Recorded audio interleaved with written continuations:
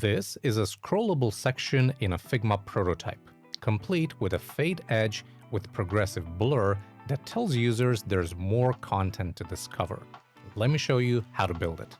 This is a pattern you'll see very often in UI design. A list of items that's too wide or too tall to fit its container, so the only solution is to make it scrollable. And that fade edge on the side isn't just decorative, it's actually a really important usability detail because it signals the user that there's more content to discover in that direction. I used this exact technique recently on a client project, and in this video I'll show you how to set it up in Figma, both for horizontal and vertical scrolling. And at the end I'll show you a bonus technique using progressive blur that gives it an even cleaner look. Let's get into it. Let's start with the problem. Here's a typical e-commerce layout with a list of items that's wider than its container. So obviously it overflows. Yeah, if we take a look at the layers panel here, we have this container which should end right here, but the items are about this big. So obviously they extend beyond the container boundary. So if we open a prototype, we can see that, okay, we have some elements here that are cut off, but nothing happens. I can't scroll through this. And when you're presenting the prototype, you'll have to tell the stakeholders, hey, by the way, this will scroll. Just take my word for it. This will scroll left and right, and you can see the other items in this list. But a working prototype should show exactly how the product will look, but also how it will behave. So you need to make this into a scrollable area. And also clipping the content here like this is a little bit too abrupt. So we need to add some sort of fade here that will soften that cutoff and signal to the viewer that there's more content in that direction. Now, the fix here is pretty straightforward. We need to clip the content so nothing spills out. And then we need to tell Figma that this frame is scrollable. So here's how we do that. First of all, let's look at the layer structure. So we have a color choices container, which is set to fill container. So it's only as wide as it needs to be within the page. But then we have the color choices, right? And this is actually set to hug content. So it's actually as big or as wide as the content inside. This is the one that we need to clip, basically. First of all, we need to set its resizing to fill container. So it stops right here. And we need to set clip content right here in the properties panel. Now, clip content will basically hide that excess, that spill, right? And the last step we need to do is go to prototype or press Shift-E to switch to this tab. And where it says overflow, make sure you set this to horizontal or vertical, depending on where you want the users to scroll.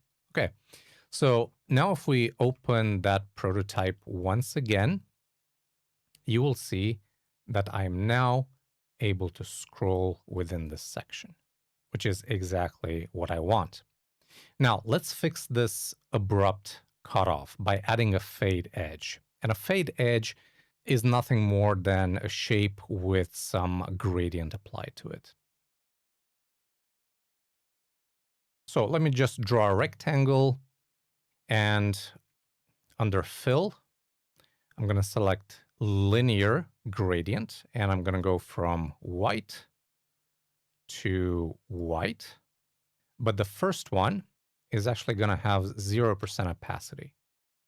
And I'm also going to rotate this. So we start from the 0% opacity and we go to 100% opacity, just like that. And now what I got to do is copy this, and I'm going to place it in the color choices container. just like that. And because this is using auto layout, I can choose to ignore auto layout because I want to position this on top of everything else. And also, I'm going to anchor it to the right side of my container, and I'm going to set its vertical constraints to scale. So if this element will scale anytime in the future, this will scale along with it.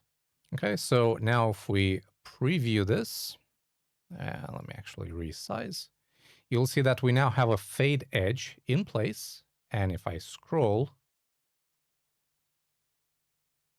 that doesn't cut off abruptly, but it's a nice smoothing effect.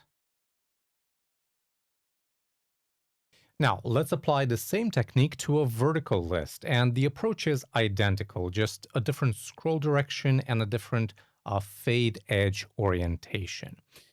To make sure that we do things as simple as possible, let's get this fade edge and turn it into a component. And then we'll simply copy that component. And then I'm going to move on to my second demo, which looks like this.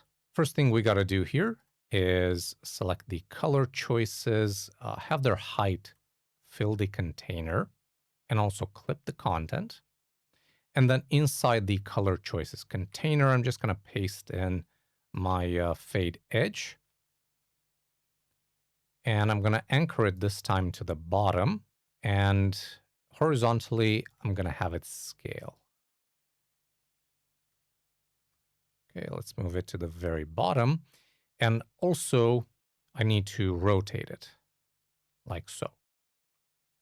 Cool. Maybe make it a little bit bigger here. And then I'm going to select my color choices. I'm going to jump into prototyping, set the overflow to vertical, so we're able to scroll vertically. And now, if we preview this, you can see that we have vertical scrolling. Fantastic. Now, instead of a simple gradient, we can use a progressive blur, and the results look a lot more polished. Here's how you do that. Let's go ahead and edit this main component that we created. So we have the linear gradient, we'll keep that, but in addition, we'll add a background blur. And for the background blur, I'm actually going to choose progressive, and I'm going to choose the start 0 and the end 4. You can really play around with these until you get the desired effect. But in my case, this works really well. So now, in addition to the gradient, I also have a slight background blur, which adds a really, really cool effect. And we can see that in action here as well. So now our prototype looks something like this. And let me just make this bigger. Yeah, much, much better. And that's it, a scrollable section with a fade edge ready to use in any Figma prototype. The gradient approach is quick and it works great, but if you want the extra level of polish, the progressive blur is definitely worth it. If you found this useful, please go ahead and subscribe so you don't miss weekly Figma tutorials. And if you want to keep watching, check out these videos here.